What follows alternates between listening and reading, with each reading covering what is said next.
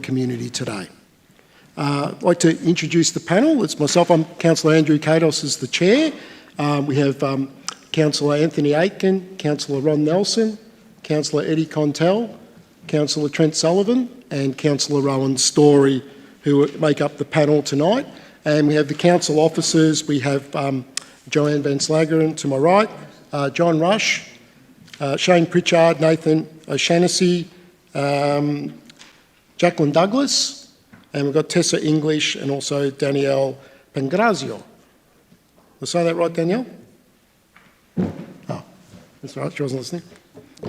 We have apologies this evening from the Mayor, Councillor Stretch Contell, Councillor Burson, Councillor Wilkinson, and Councillor Cadwell, and also Councillor Sinclair. Do we have declarations, any declarations of conflicts of interest? Everyone's good, thank you. Now, confirmation of the minutes of the previous meeting.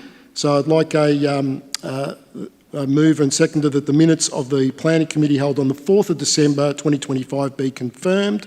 May I please have a mover and seconder to confirm the minutes of the council meeting held on the 4th of December? Have a mover? Councillor Nelson and Councillor Aitken, all those in favour? It is carried. Okay, so I'll go through the procedure for the meeting this evening. The officer, I believe, is hang on a sec. Nathan. Sorry, Nathan. I wasn't sure if it was you or Shane. So we'll present a summary of the written report to the committee. The panel may ask questions of the officer, and it's about the panel asking questions, not a toing and froing from the people in the audience to either the councillors or the officers. The objectors and submitters will detail their concerns to the committee with a 3-minute time limit. Again, the panel may ask questions of the objectors or the submitter. Once the objectors and I think we're all objectors, I don't think there's any supporting people this evening apart from the applicant. The applicant will detail their application and respond to any objector or submitter concerns to the committee. And they've got a 10-minute time limit in total for that. And again, the panel may ask questions of the applicant. Then the panel will make a discussion and make a decision. And the decision of this committee is final, the final decision of council acting under delegated authority. If anyone is aggrieved by the decision of this committee this evening, they may appeal to VCAT in Melbourne, and our staff can assist with this process during office hours. Okay, so I'd like to call on our City Grade Geelong Planning Officer, Nathan O'Shannessy, to give us a summary of the proposal and the recommendation. Yeah. As has been stated, this is an application for a 5-lot subdivision. Before we commence, I wish to direct you to page 18, figure 2 of the agenda and take you through the site context.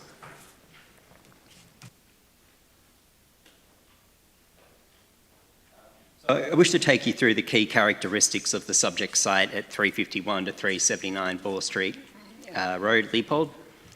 It comprises of a single allotment with a street frontage of 291 metres, a depth of 638 metres and an area approximately of 18.2 hectares. That is zoned rural living zone at the front and farming zone at the rear. The significant landscape overlay Schedule 10 applies to the entirety of the site.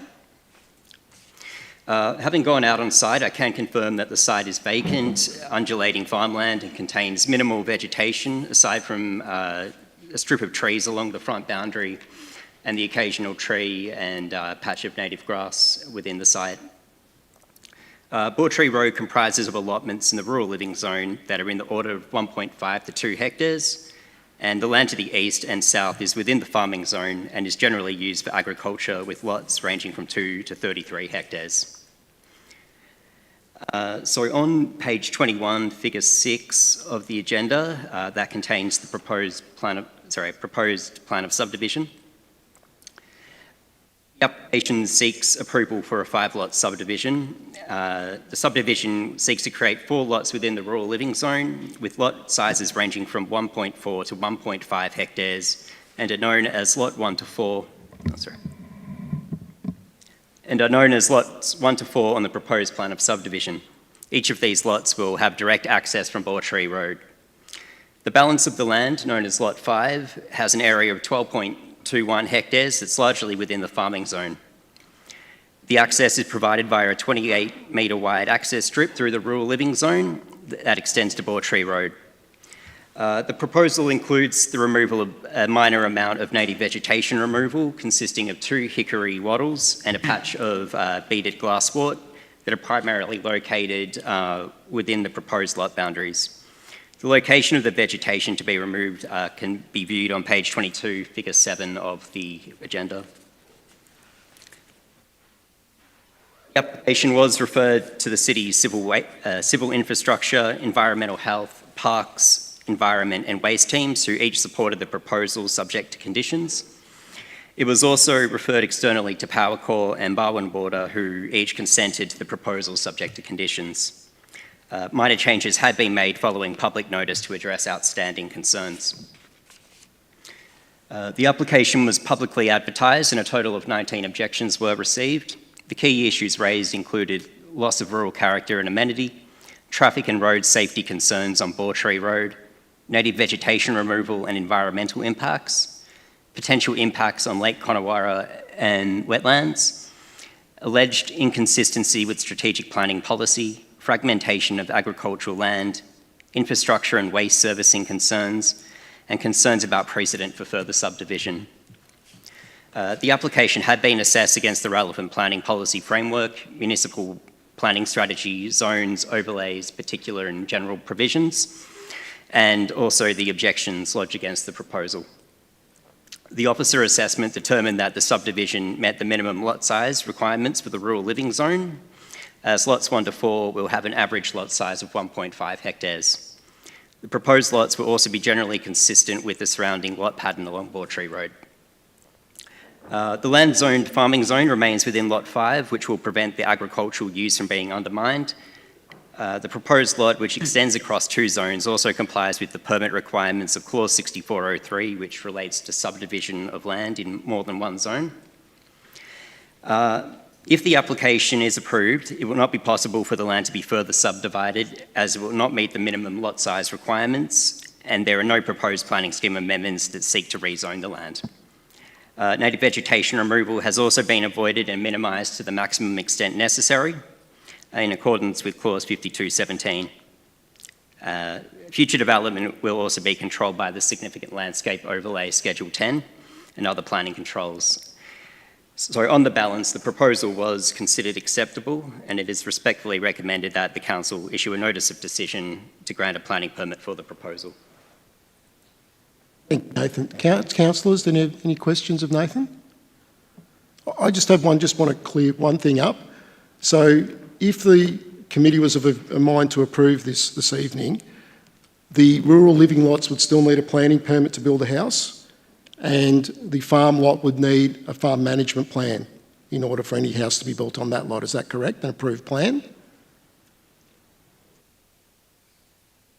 That's correct. That would be part of the application process for a dwelling. Any other questions, councillors? Okay. So we'll start with the speakers. So the first speaker we have this evening is Gillian Tan.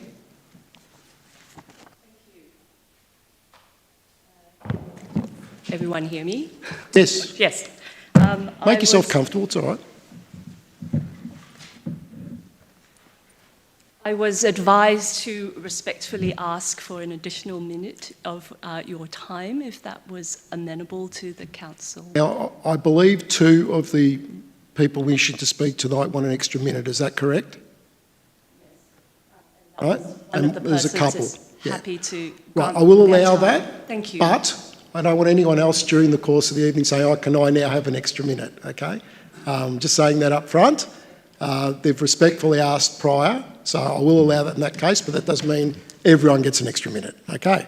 Thanks, Gillian. Please continue. Thank you, Chair. I speak in objection to this application. I will make 3 focused grounds. The first, the Bellarine Peninsula Statement of Planning Policy has not been genuinely weighed. The Bellarine SPP was formally declared just 2 months ago. It is now operative law. The SPP was designed to limit the supply of additional rural living lots outside established settlement nodes, to protect non-urban breaks, and to resist the increased fragmentation of the rural landscape between Geelong and Peninsula townships. The officer's report dismisses these concerns in a single paragraph, asserting that because the land is already zoned part rural living, the policy is satisfied. That reasoning is circular. The SPP's purpose is precisely to restrain further subdivision of land in areas outside protected settlement boundaries. This land sits outside Leopold's settlement boundary. Equally troubling is what the report leaves unasked. The land carries dual zoning, part rural living, part farming.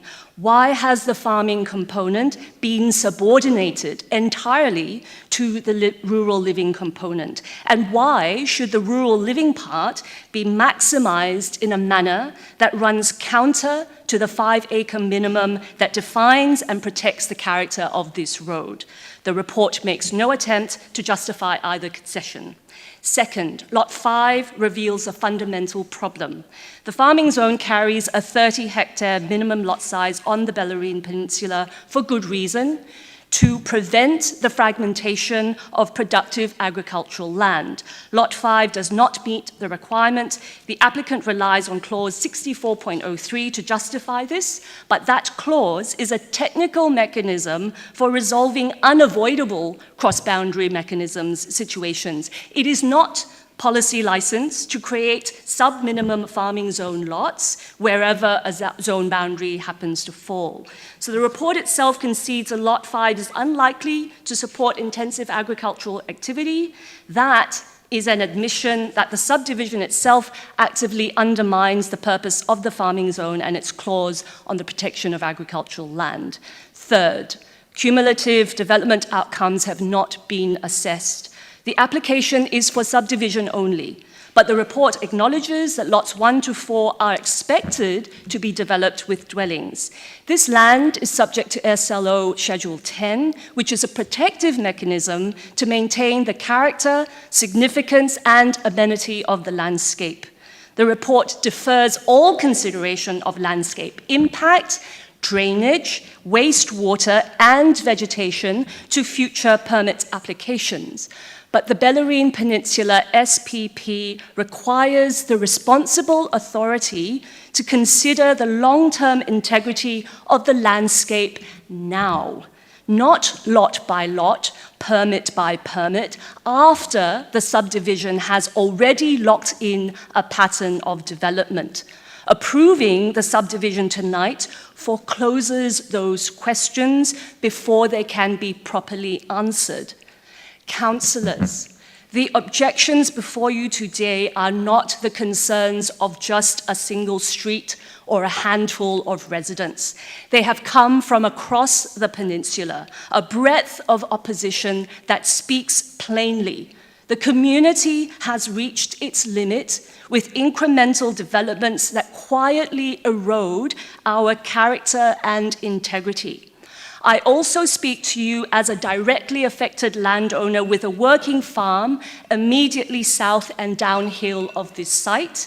Every rainfall event, every runoff and consequence of altered drainage from this subdivision will flow either into my dam or into the waterworks that feed the Lake Conowari Ramsar catchment, one of Victoria's most significant protected wetlands. The threats are real. I respectfully request the committee to refuse this application or at minimum defer it pending a proper assessment against the operating SPP. Thank you so much for your time and attention. Lynn? I'd like to call Michael O'Donnell.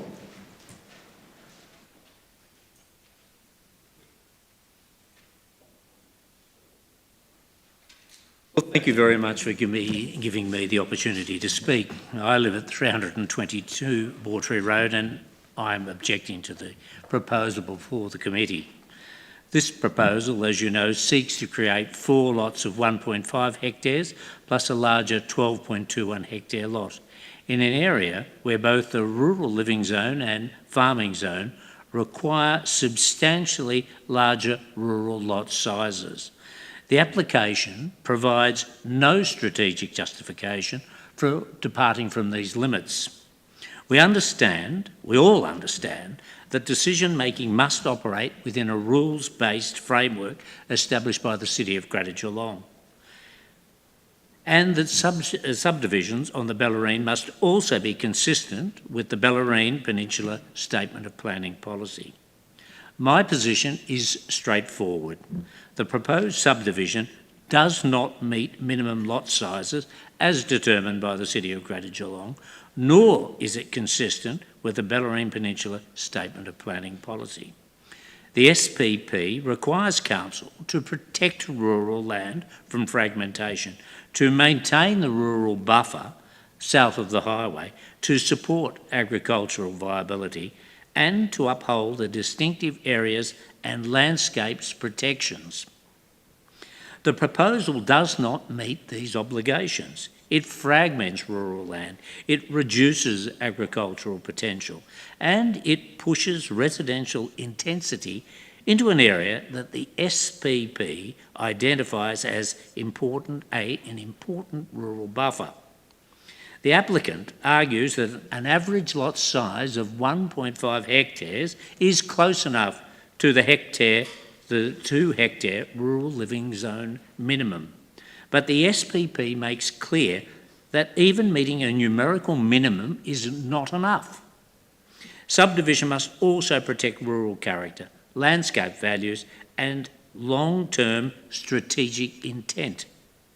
VCAT has repeatedly rejected the idea that minimum lot size alone justifies subdivision in rural landscapes, and so surely lot sizes below the threshold would not suffice.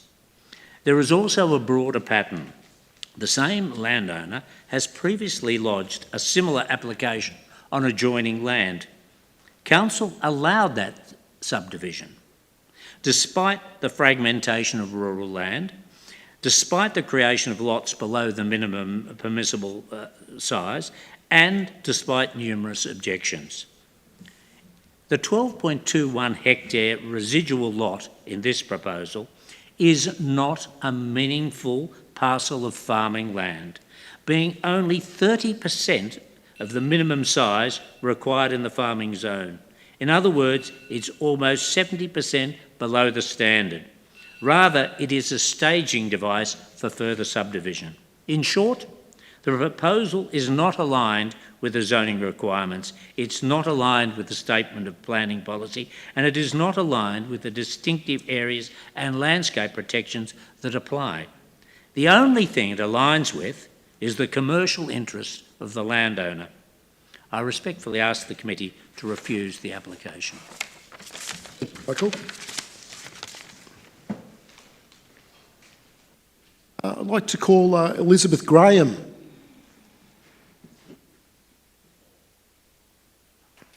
Good evening.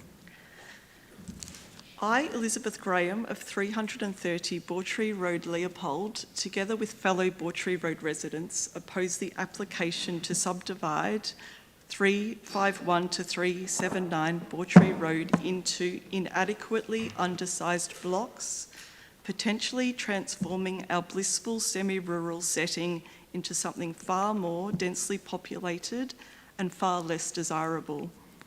I, along with my family, have resided in Bawtry Road for 5 years, and obviously a great deal of consideration and investment took place to secure our property. We are still absolutely captivated by our rural appeal, the peace, the quiet, and the serenity. This permit application brings a major density shift and complete loss of rural character that we could not have foreseen 5 years ago. The first of my major concerns is the insufficient block size.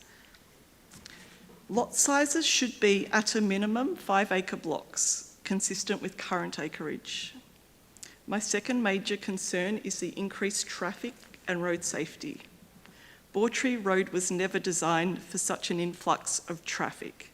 I'm referring to the intersection of Bawtry Road and the Bellarine Highway, the current road surface, and the recreational activities enjoyed by residents of Bawtry Road. How are residents expected to navigate the endless disruption of development? And do we know what length of time this will occur over? Earth-moving trucks barrelling up and down, all sorts of other heavy machinery churning up the road, oversized trucks, excavators with escorts, and then the final outcome when a whole new community of residents move in, adding to the traffic, making the simple joys of safely riding horses, walking dogs, riding bikes to the rail trail all the more difficult.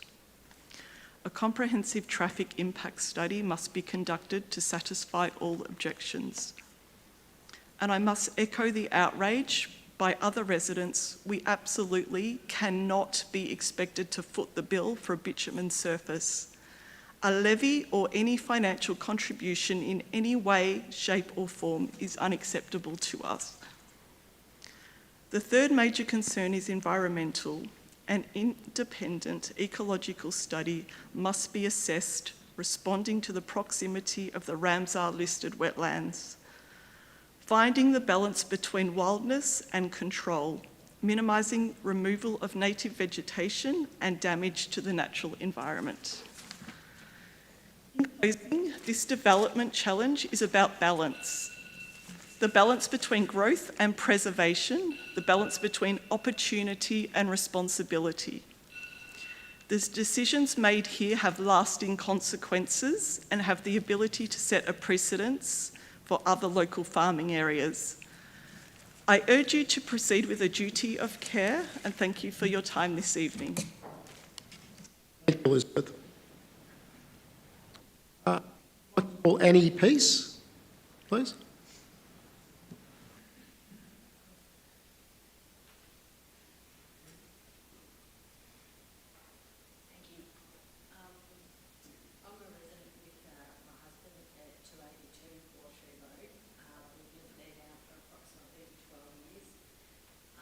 My first concern with this proposal is lot size.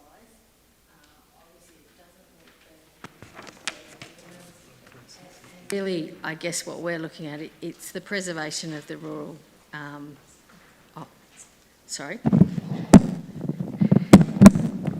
it's the preservation of the rural lifestyle and environment that we actually moved there for in the first place. The second and main issue basically is the road. Basically, this is a one-way dirt road.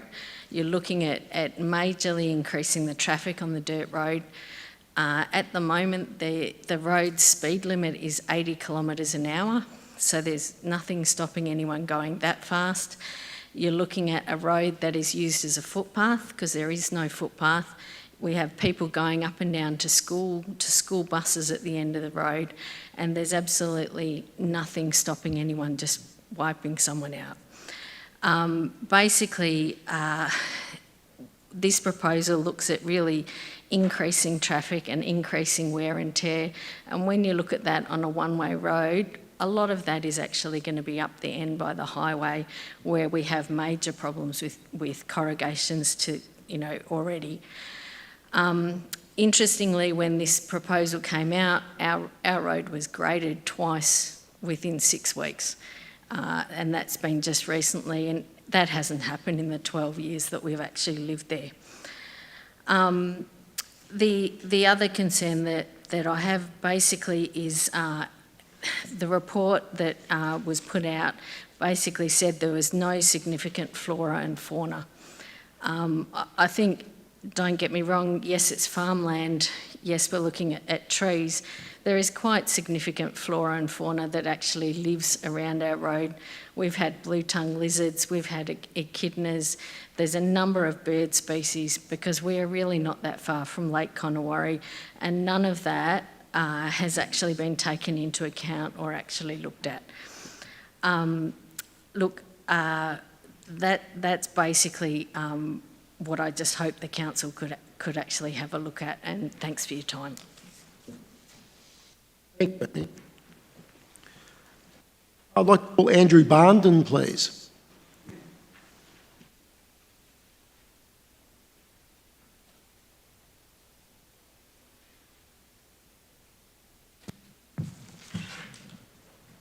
Good evening, councillors, and thank you for the opportunity to speak. My name is Andrew Barnden, and I am a resident within Borty Road and have been for the past 13 years.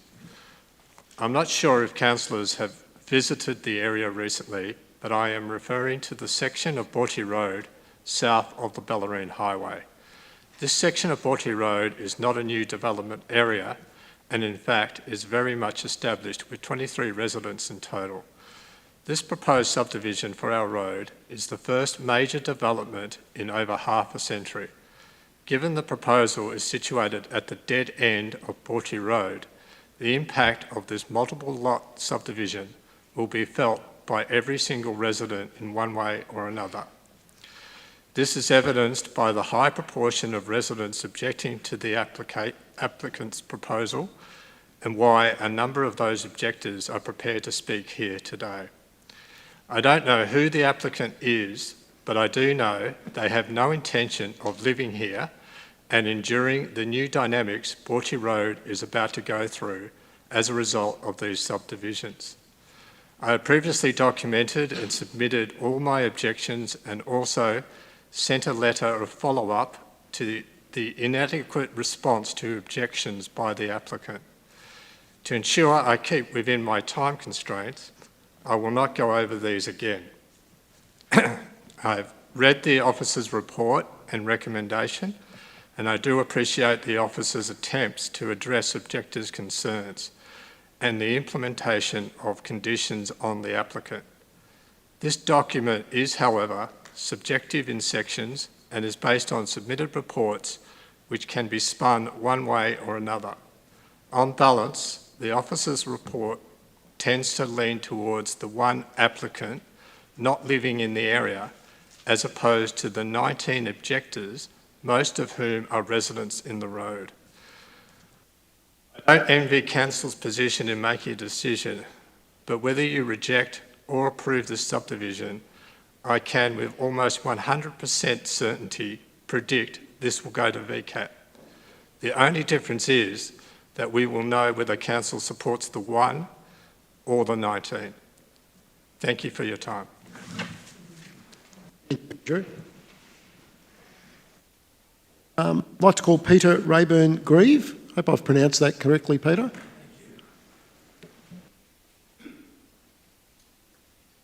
I was pleased to hear just before the start of tonight that the council all the objective submissions, including the excellent one from Mr. Joshua. Unfortunately, I haven't had that ability to read them, except Mr. Donaldson's, and most of the things that I was about to say have been said far more eloquently. If I can just say a few things. I and my wife have been in Borty Road for 45 years, so we know the history and the type of people that have come here. The planning officer has got it wrong about the size of the other blocks. They, in fact, the ones that are being done in this application are 1.5 hectares, which equals 3.7 acres, with which I'm more familiar. The blocks in this road are between 4 and 6 acres. In fact, ours is nearly 6.5. These will be the smallest blocks. More importantly, they are on the most scenic part of the road, overlooking the vineyards and the rural farming land. There will be 5 extra entrances from those lots. And it's very important in this context that you look at the situation about their prior application in the adjacent land, I think 331 Borty Road. There are 2 houses on that first block. The developer has just sold those. Normally, in Bawtry Road, when a house with 2 houses is sold, one house has to be removed. Because of a prior agreement with George Hanlon, the horse trainer, that is not the situation. But they are also, in the very near future, about to put on the market the next block. That is the horse training facility. Now, the person there may well say, oh, well, we want 2 houses too. We want one for ourselves and one for our staff. More importantly, the way they have done it is there is no fencing and it is a very narrow area. Horse floats cannot get between the 20-day boxes. The horses would have to be physically ridden or led to get out of the property. There is a worse scenario, that the person that buys that property could let out those 20 boxes. We could have people having their horse there, coming in the morning, coming in the afternoon to feed the horses. That is a minimum of 80 cars a day. And that leads me to the road. We have the worst potholes in Geelong. I took photos of that, and the 80 speed limit is ridiculous. We have the garbage man coming along at high speeds up to the bins. He puts the plates on, he skids and leaves a big gap in the road. There are plenty of other things I like to say, but I'll conclude with this. You make that decision tonight, the floodgates will start. Someone in this road will want to have a subdivision of 1.5. And I can tell you there'll be a lot of people. We were in the open garden scheme for many years. Our place is effectively in 2 lots. Numerous people from Geelong and Melbourne have said to us, oh, when you subdivide, we want your block with the native trees and the trees. I've said to them, you can't subdivide. They're gobsmacked. In the spirit of the Bellarine planning scheme, let's keep it that way. Thank you. Peter. I'll call Simon Pounder, please.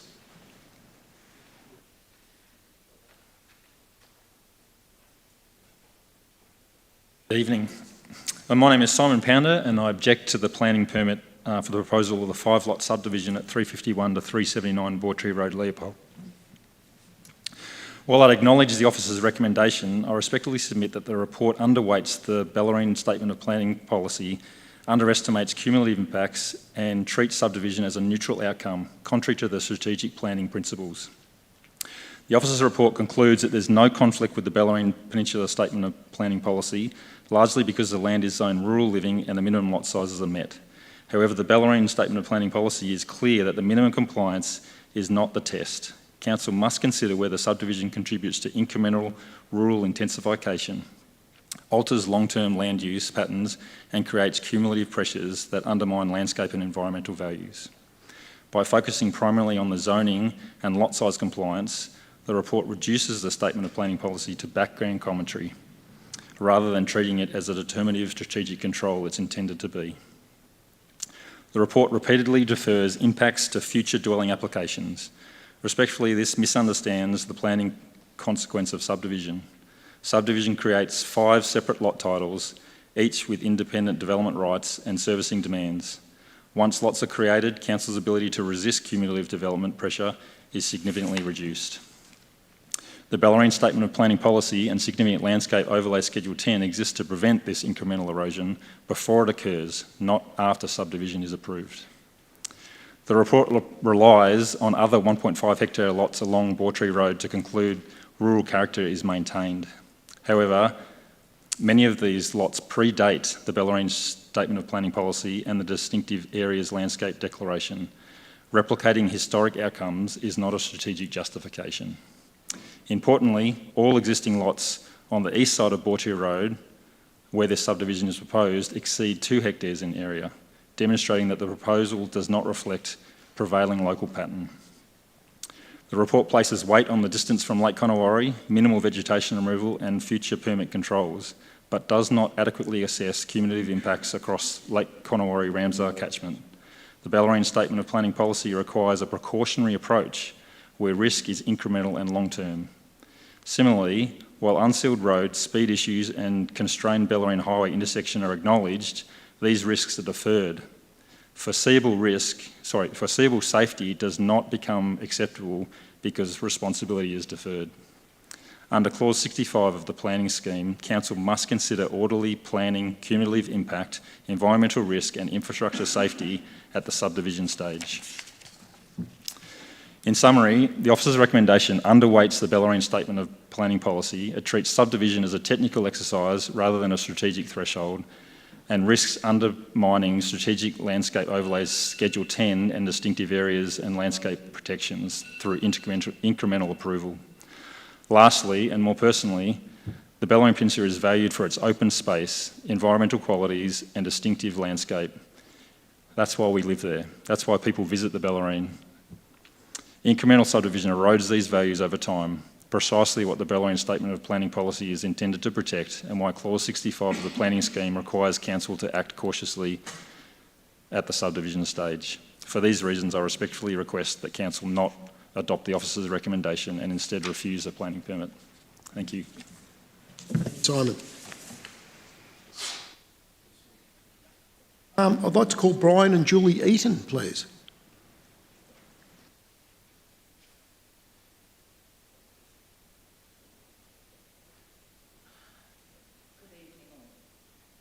My name is Julie Eaton and I live at 285 Bawtry Road with my husband Brian.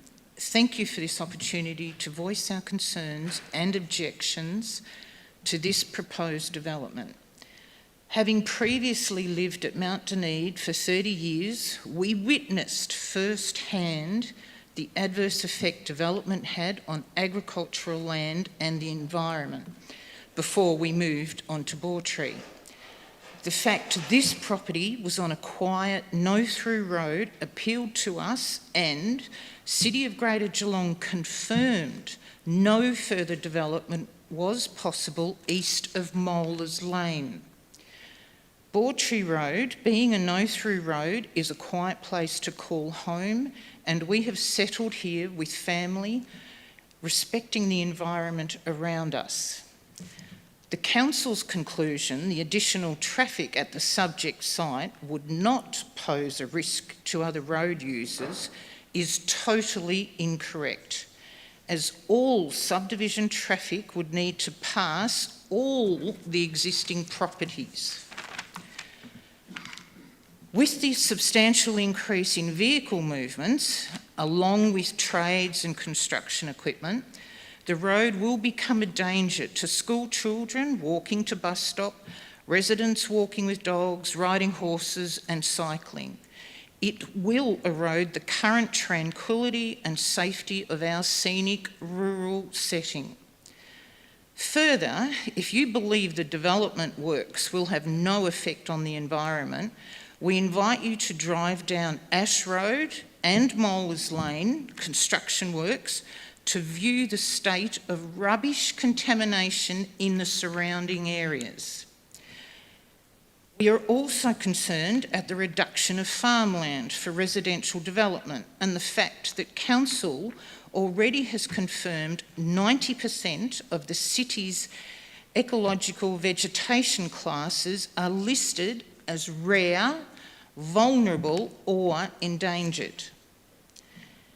Should the proposed development of the farmland proceed, it will have a detrimental effect on the wildlife corridor and watercourse that runs from the highway to Lake Conowari, which was supported by Landcare. The fragmentation of the original 71 acres should not be allowed to continue, so as to ensure the future preservation of its agricultural capacity. Thank you.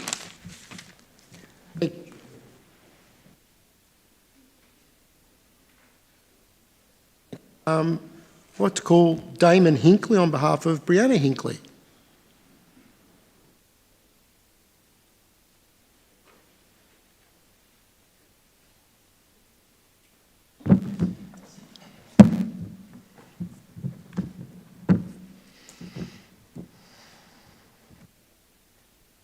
Evening, councillors. My name's Damon Hinkley.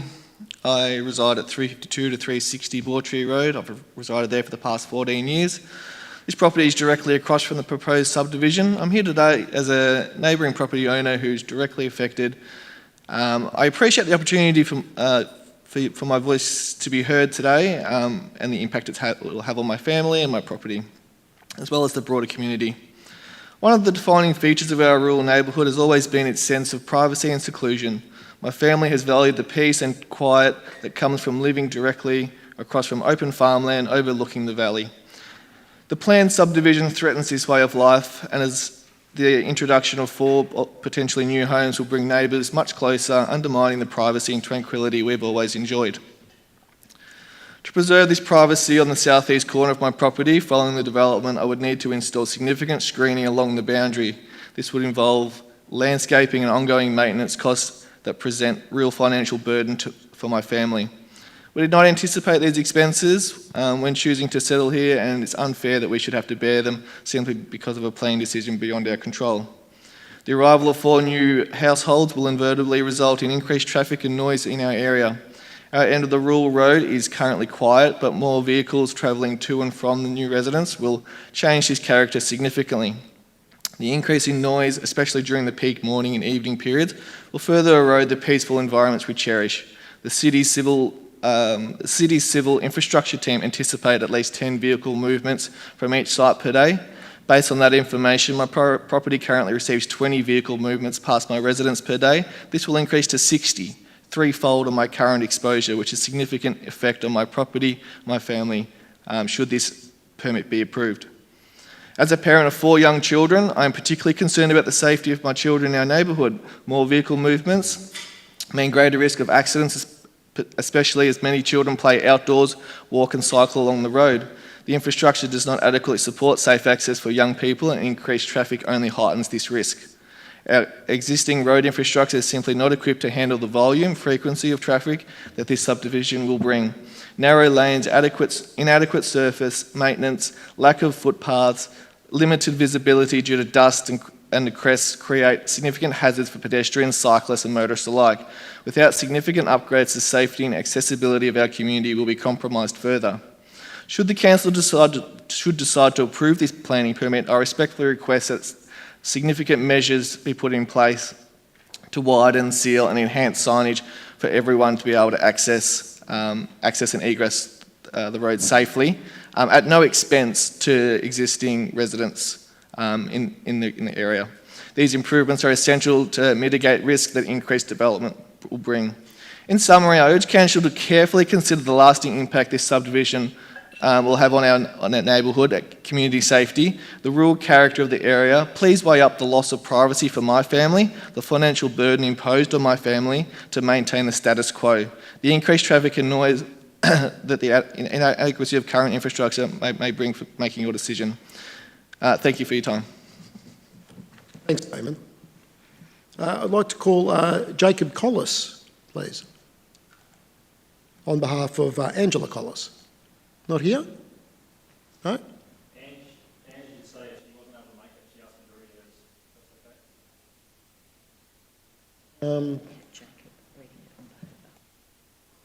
That's okay. Jacob's.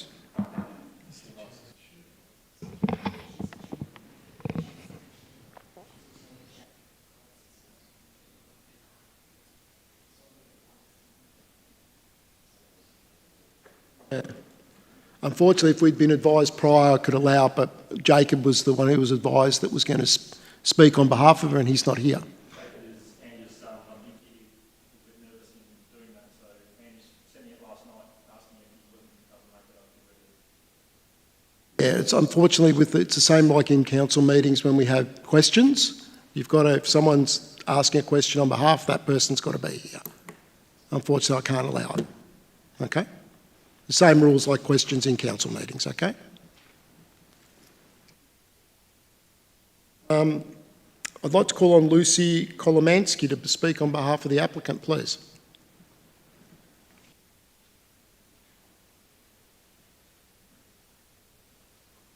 Thank you for the opportunity to address the committee tonight. My name is Lucy Kolomansky. I'm a town planner representing the applicant. Also with me tonight is Aaron Wally, traffic engineer, and also Matthew Lynch, a representative of the applicant. I'd like to start by addressing the proposal from the first principles. So if we start with the objectives of the Victorian planning system, they include facilitating the orderly use and development of land, and relevantly to this application, to facilitate development which achieves the objectives of planning in Victoria as reflected in the planning scheme. At a high level in the Greater Geelong Planning Scheme, the municipal planning strategy includes both a strategic framework plan and the housing and settlement framework plan that both identify this site as part rural living, which is consistent with the zoning of the land. With that in mind, zoning is fundamental to the implementation of the municipal planning strategy. A zone reflects a deliberate strategic decision already made by the state and council. It establishes what outcomes are reasonably expected on the land. In this case, the land has been included in both the rural living zone and a rural or former rural and now farming zone since at least the introduction of the new format planning scheme, which was the year 2000, and I think based on what we've heard tonight, perhaps even 45 years or more. This means that since at least 2000, the Bawtree Road frontage of this land, together with other rural living properties fronting Bawtree Road, have had a reasonable expectation to be subdivided and developed in accordance with that zone. And I note that the schedule to the zone remains largely unchanged since the introduction of the new format in terms of the minimum lot size. This application can be described as the final piece of the Bawtree Road rural living node and the proposal that completes the aspirations of the zone that have been in place for more than a quarter of a century. Turning back to the application itself, I take this opportunity to remind you that this is an application for subdivision and not development. The opportunity to consider a built form outcome will occur in the future. Looking to the future, it's important to recognise the planning framework anticipates future built form in this location and includes appropriate mechanisms for council to assess future built form against the provisions of the planning scheme. Matters relating to dwelling design, height, siting, views or privacy are properly assessed as part of a further planning permit application, not today. Those future permit applications will be triggered by the significant landscape overlay, which I note is a well-drafted overlay that seeks to ensure that future built form and landscape appropriately responds to the Lake Connewarre escarpment. It includes specific reference to rural residential development, and in that the decision guidelines include the need to ensure the proposal considers things such as permeable surfaces, retaining trees, planting new trees, and utilising vegetation where possible. To recap, the planning scheme already anticipates rural residential outcomes here via the zoning of the land, subject to those minimum lot sizes, and council will have the opportunity to assess development on the land as part of future applications. I also note that these applications are likely to be the subject of public notice at the relevant time. Turning to green breaks and landscape policy, the Bellarine Peninsula Statement of Planning Policy is a policy document in the planning scheme and its objectives are binding. Consistent with the planning scheme, the Statement of Planning Policy recognises green breaks, are policy-managed landscapes where key values are sought to be protected. It's important to recognise that green breaks are not absolute no-go development areas. Green breaks are acknowledged to contain the existing rural living zones, such as this site, and planning policy recognises that low-density rural living can coexist with agricultural green break functions. What matters is whether development remains non-urban, respects landscape character and avoids suburbanisation. This proposal does exactly that. It does not expand rural living into farming land or beyond land already zoned for rural living purposes. Lot sizes remain large and non-urban in character. Any future buildings are subject to further assessment under the SLO, which will also trigger consideration of the Statement of Planning Policy again. The significant landscape overlay does not prohibit development, it manages it. That is precisely how it will operate here. The proposal reflects the established lot pattern along Bawtree Road, and the proposed configuration structurally prevents any further subdivision. To say this in a different way, upon approval of the application, the creation of additional lots will be prohibited by the planning scheme. The application does not propose to rezone the land, nor does it seek to vary any of the requirements of the planning scheme. This is consistent with the zoning of the land as it existed for more than a quarter of a century. This is controlled, orderly change, not intensification beyond what the planning scheme envisages. In planning terms, the question is not whether change occurs, it's whether the change is planned, orderly and policy supported. Here, the land is already clearly identified for rural living by both the planning scheme and the Bellarine Peninsula Statement of Planning Policy. The subdivision fully aligns with the zoning framework, including minimum lot sizes. The land zoned for farming continues to be available for this purpose. Landscape and visual amenity impacts are deferred to a robust future assessment process, including the ability to introduce conditions relating to the siting and design of buildings and scale and introduction of new landscaping. Change is modest, controlled, and maintains the ability for council to consider detail relating to future built form and landscaping in the future. From a planning perspective, this proposal does exactly what the planning scheme is designed to facilitate, and it's for these reasons that we respectfully support the officer's recommendation to issue a notice of decision to grant a planning permit. Thank you again for the opportunity to present this evening. I'm happy to answer any questions, and also Aaron Wally is able to answer any traffic engineering questions you may have. Any questions? Thank you, Lucy.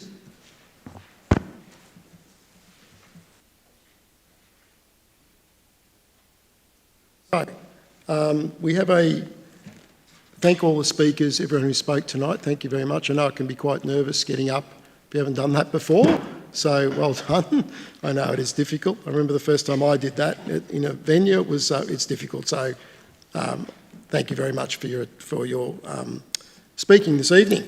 So before us this evening, we have a recommendation on page 7 of the report to approve the development, and that reads that the responsible authority, having considered all matters which the Planning and Environment Act 1987 requires it to consider, decides to issue a notice of decision to grant a planning permit for a 5-lot subdivision and associated vegetation removal at 351 to 379 Bawtree Road, Leopold, generally in accordance with the plans and documents submitted with the application on the conditions outlined in attachment 1, which is there for people to read. Obviously, I'm not going to read all of attachment 1. Do I have, councillors, do I have a mover or a seconder for that recommendation? Mr Chair, before that one goes forward, I'd like to move an alternate recommendation. Alternate? Yep. I believe I have a seconder as well. I may. I'd like to move that the permit before us this evening today is refused on that it does not comply with clause 12.01 to 1L, protection of biodiversity, as it fails to avoid or minimise impacts on areas of biodiversity significance and results in fragmentation of habitat. That the proposal does not comply with the purpose of rural living zone, clause 35.03, as it fragments the land, thereby compromising its agricultural potential, that it reduces biodiversity values of the site, that introduces additional rural residential lots that add an increased provision for infrastructure to an area that compromise more sustainable land practices, that the proposal does not comply with the landscape character objectives, clause 42.03, as it does not maintain and improve Indigenous vegetation across the site, that it undermines the continuation of the land as a working rural landscape through the proposed subdivision and fragmentation of the land, that the proposal does not meet the purpose of clause 52.17, again, native vegetation, as it will result in the removal of native vegetation and consequently, this provides a loss of biodiversity.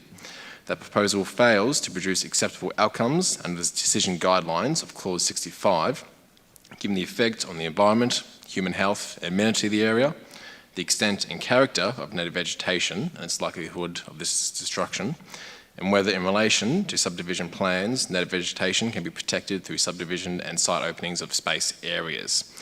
So with that considered, I move that the Planning Committee reject the planning application before us. Councillor Sullivan. Councillor Story, seconder, would you like to speak? Nothing further to add. Further, any other councillors like to speak on the alternate recommendation that is before the committee? No? Good. Okay. Close. Yes, I was going to come back to you to close. Yeah, Sullivan, just a please. quick one. I'd like to personally thank everybody from the community who's come out here tonight to speak on this matter before us. It's never an easy thing to come out to council, and we appreciate that it is certainly after hours. Whilst the application is legally put forth, it does require community consultation, and when things like this happen in the areas that we live, it certainly makes us all more passionate about these areas that we wish to protect and inhabit. So thank you everyone for your attendance tonight, and happy to have the motion be put. Thank you, Councillor Sullivan. So, councillors, I'll put that to the vote. Those in favour of the ultimate recommendation? Those against? I'm casting votes, so the alternate is defeated. So your casting vote is the same way as your original vote? Correct. And we go back to officer recommendation. Okay. So we'll go back to the officer recommendation. Do I have a mover or a seconder for that one? Councillor Contell? Councillor Nelson? Okay. Would you like to speak to that, Councillor Contell? I guess I'd just like to, first of all, thank everyone for coming out. As was indicated earlier on, these are not simple decisions or easy decisions that we are engaged in, and we deal with them quite often. There's always various views to the applications that are put in front of us, and that's the reason that this one's been called in, because there's varying views. Certainly with what was presented tonight, I certainly appreciate that. There's many of us in this room that have been subject to areas of Geelong that we live in that have been subject to a development and a change, and so I understand that that's very challenging as well. However, from what has been presented to us through the pack that we've had over the last several weeks, and even as recently as the last several days, I feel that the development that's put forward is reasonably sympathetic to the area. Officers have tried to address most, if not all, of the objections that have been put forward. I know that we won't be able to satisfy everyone in that, and there's no doubt that regardless of what is developed in that area, the street will change and it will put more pressure on the infrastructure that's there. This is not about picking the one over the 19. That's not the way that we approach these things, and notwithstanding that you'll have your personal views on that. But I would just leave it at that for now then, Councillor. Thank you, Councillor Contell. Councillor Nelson? Thank you, Mr Chair. My concern was the theme that I heard was that a lot of those lot sizes, the 1.5 hectares, was smaller than all of the properties on Bawtree Road. But I counted 5 that were actually smaller, some down to 1.4 hectares. So from a planning perspective, I think they're quite similar to what's already on Bawtree. So from a planning perspective, I support it. But from a personal perspective, from a resident, I understand why everyone is complaining. But it's 4 more houses with roughly 1.5 hectares, which is the same as most of the other lots that are in Bawtree Road. So, any other councillors wish to speak on the motion? Councillor Sullivan. Yeah, thank you, Mr Chairman. And look, I understand the reasons why my fellow councillors put the recommendation forward in front of us today. I personally challenge, as someone who's in agriculture and in semi-rural areas myself, I challenge anyone to make a 12.21 hectare paddock viable in any agricultural purpose under today's environments. And when we have these people live in these areas for the community, for the amenity, you know, as I said, you do want to be able to walk your dog down the road. You do want to be able to, you know, lead horses as well. And this is just convoluting a space that's getting busier and busier. The traffic intersection on the highway provides real risks as well. I understand there's been some setbacks for trucks to be able to turn around at the end there.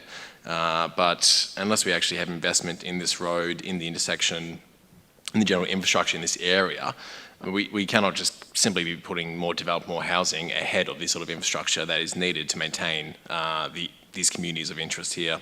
So I'll be voting against the recommendation. Sullivan, any other councillors wish to speak? Before I go back to Councillor Contell to close, I'd just like to say a couple of words. I find this block of land it's a very unusual block. It's got the dual zoning, it's got rural living and farm zone. And the portion that is in Bawtree Road, the rural living, look, all of these blocks are outside residential. All of them are outside settlement boundaries. All rural living here is. So the fact that these blocks are being put in, I'm looking at other rural actual farm lots that are around this, which are actually smaller than the lot that's proposed as the farm zone. And I just think it's within the zone. It's rural living, and the lots, it's not like the applicant has come and said they're putting 1 hectare lots or something incredibly small. And that's why I've viewed as supported. It is an unusual block of land, having 2 zonings on it. And that's and there are also 9 lots I see there in Bawtree Road that are 2 hectares or under. So there's already 9 lots that are under what some of the objectives have said is the minimum. So that's the reason I'm supporting the application that is before us this evening. Sorry, I've got the right word. Councillor Contell, to close? Nothing further, okay. So I'll put that to the vote. Those in favour? Those against? So it's 3-all, and I always use the casting vote the way I voted, so the decision is granted. Thank you, ladies and gentlemen.